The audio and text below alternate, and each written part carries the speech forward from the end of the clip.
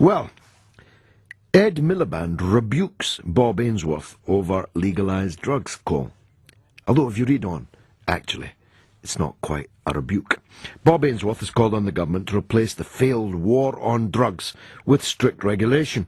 Ed Miliband, the Labour leader, said that the legalisation of drugs would send out the wrong message, and he he distanced himself from Bob Ainsworth, now on the back benches, of course. But Ainsworth knows something about the subject.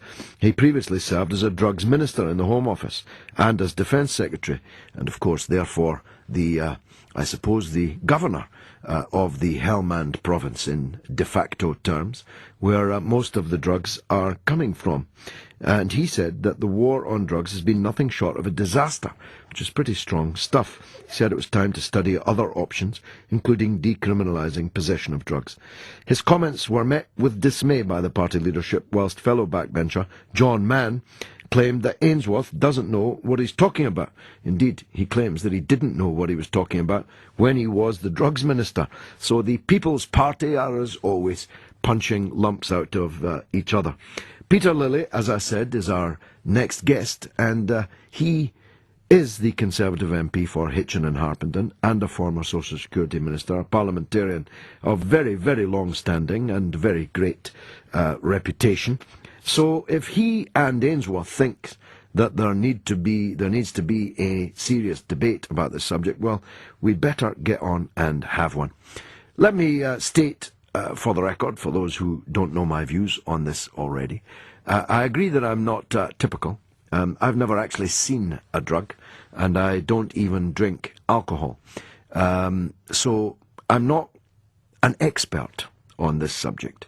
But I did sit in Parliament for almost a quarter of a century. And in my Glasgow constituencies and in my East London constituency, the problem of drugs was very real. And I saw enough people gravely stricken with the wickedness, the evil that is the drugs trade, that I'm up for any solution that there is to this. And if that means legalisation, then bring it on. But I'm not at all convinced. First of all, I really don't think that the state should be in the business of prescribing narcotic drugs to stupefy even more of the nation. The stupefaction of our nation is well apace. There are already millions of people stupefied this evening, stupid drunk with the legal drug of alcohol. Add to that the very large number, I don't know the figure, but very large number, who will have stupefied themselves with narcotics of one kind or another. And it seems to me that the state withdrawing its prohibition on these products to add to the legal stupefiers would be, to quote Ed Miliband, just sending the wrong message. Seems to me almost certain to lead to greater drug use. Seems to me almost certain to eventually lead to the privatisation of the supply of drugs. And before we'd know it, WD and H.O. Wills, if they still exist, would set up a factory making cannabis cigarettes, and God knows who would move into the production of the other things. Now, it's no good telling me that people are taking drugs in large numbers and they're going to do it anyway. Well, you know, people are doing all sorts of things that the state thinks they oughtn't to do, and they are going to do it anyway, but that's not a reason for the state to issue some kind of certificate of approval. Lots of people speed on motorways, and you're not going to stop them speeding. It doesn't mean you should declare that it's legal to speed. Prostitution goes on everywhere, but that doesn't mean the state should become a pimp. That's my view.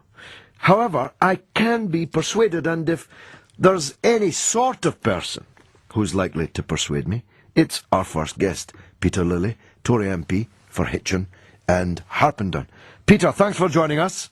A pleasure. You've always been susceptible to my views, George. Not to your views, but I've always respected the very moderate way and rational way, I should say, rational more importantly, that you have expressed them. And so I'd like to hear your rational case for this great debate which may very well lead to the legalization of these products. Well, I've only ever argued for the legalization of marijuana, and the reason I give for that is that it's a way of breaking the link between marijuana, which is the widely used drug, which, despite prohibition, remains widely used, stop the link between that and hard drugs. If both are illegal, then people who get onto marijuana, and I deplore it, I've never taken it myself, I disapprove of drug taking completely, but those who do take marijuana can only get it from illegal sources who also push hard drugs. And the one success of the Dutch experience is that by legalizing marijuana, they have broken that link.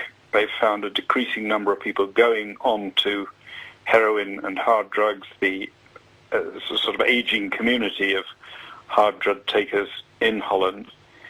And I would think that that's a better situation here.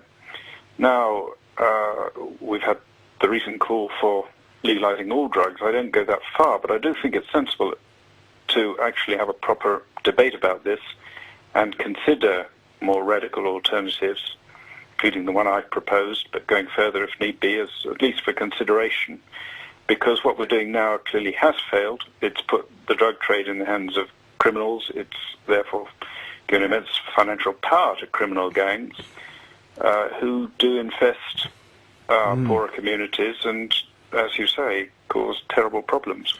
I mean, the logic of your view on cannabis would be that you ought to do the same with all drugs, because you would break the criminal, you'd take people away from that nexus, wouldn't you, the criminal nexus? Well, my particular concern is people move from cannabis to hard drugs. Cannabis is bad enough, but hard drugs kill, enslave, and destroy people's lives in a much more serious way.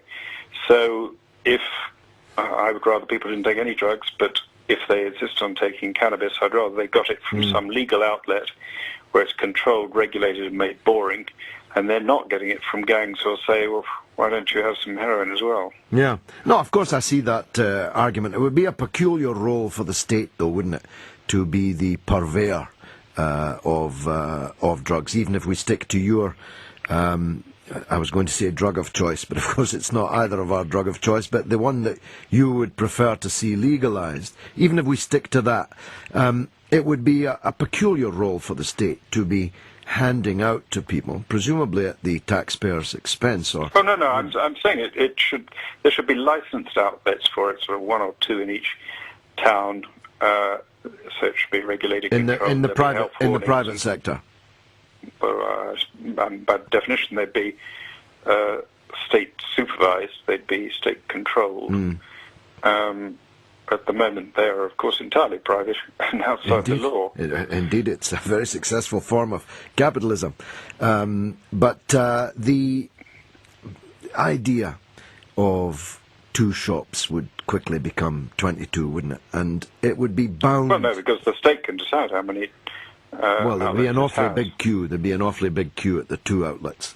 But I don't know. You know more about this than me. You know more about this Dutch experience. But my gut feeling is that when the state withdraws its prohibition and when the police are no longer interested in a drug, that in a sense the state is validating it. In a sense, the state is at least turning a blind eye to it, and that's almost certainly bound to lead to more people using it. Well, there are.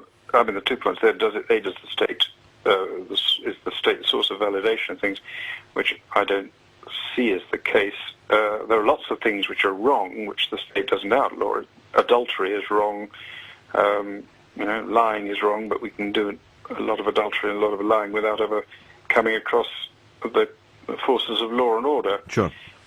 In Holland, they have a lower proportion of the population take cannabis, although it's legally available, than do in this country. And is it more or less than when it was legalized? As far as I know, it's about the same. Right. And I've been to look at some of these drug cafes. You see why it doesn't catch on, because they're boring places full of boring people. And, well, I've always found people under the influence of cannabis to be deeply boring and Absolutely. and They are. extremely lazy. And well, I have invented my own word. The stupefaction of the masses is something against which I struggle. I'm trying to rouse the masses, not send them to sleep. Well, I'm with you there. I mean, drugs are the opium of the people, as Marx Indeed. didn't say. But Peter Lilley did. Peter, thanks a lot, my friend, for joining us this evening. You've kicked us off on what I think will be a great debate. The best to you and your family over Christmas.